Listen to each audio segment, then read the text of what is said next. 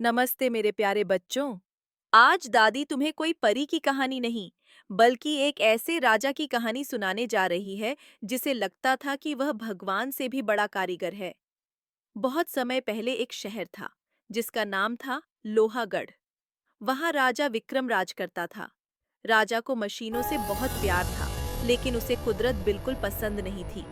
वह कहता था, ये जंगल बड़े बेकार हैं, कभी बारिश, कभी पत्ते गिरते हैं। मुझे ऐसी दुनिया चाहिए जो मेरे इशारे पर चले। राजा ने सैनिकों को आदेश दिया कि सारे जंगल काट दिए जाएं और उनकी जगह लोहे के पेड़ लगाए जाएं। धीरे धीरे असली पेड़ खत्म हो गए और हर तरफ बड़ी बड़ी चिमनियां बन गईं। अब पेड़ों से फल नहीं, बल्कि मशीनों से सोना निकलता था। लोग अमीर तो हो गए, लेकिन बच्चों, आसमान काला हो गया और चिड़ियां वहां से उड़ गईं। उसी धुएं भरे शहर में आर्या नाम की एक छोटी लड़की रहती थी। एक दिन उसे कचरे में एक छोटी सी लोहे की चिड़िया मिली।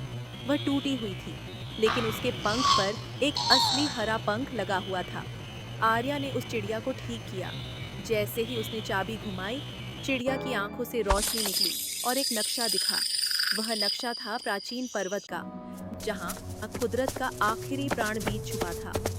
आर्या समझ गई, अगर यह बीज नहीं बोया गया तो दुनिया हमेशा लोहे और पत्थर की बन जाएगी। लोहे के जंगलों में पीछा आर्या उस चिड़िया को लेकर पर्वत की ओर चल पड़ी। लेकिन राजा विक्रम को यह बात पसंद नहीं आई। उसने अपने लोहे के राक्षसों को आर्या के पीछे भेज दिया।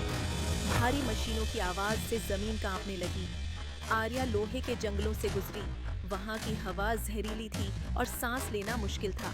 राजा अपने बड़े टैंक से चिल्लाया, बीज मुझे दे दो। कुदरत कमजोर है, लोहा ताकतवर है। पर्वत की चोटी पर एक गुफा थी। वहां धरती का दिल, एक नीली मणि, रखा था। वह बुझ रही थी क्योंकि कुदरत मर रही थी। राजा उस मणि को तोड़ना चाहता था। आर्या उसके सामने खड़ी हो गई। उसने बीज और हरा पंख हवा में लहराया। तभी वह छोटी लोहे की चिड़िया उड़ गई। चिड़िया मणि से टकराई और अपनी सारी ताकत उसे दे दी। जोरदार रोशनी फैली, नीली और हरी।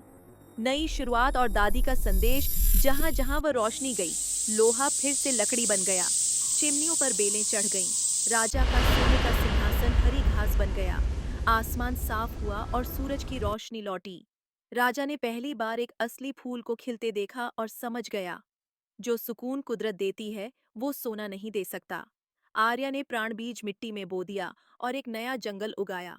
तो मेरे बच्चों, याद रखना, इंसान चाहे कितनी भी मशीनें बना ले, वह एक घास का तिनका नहीं बना सकता। हम कुदरत के मालिक नहीं हैं, हम उसका हिस्सा हैं। अगर हम यह भूल गए, तो दुनिया में सिर्फ धुआं और जंग रह जाएगी।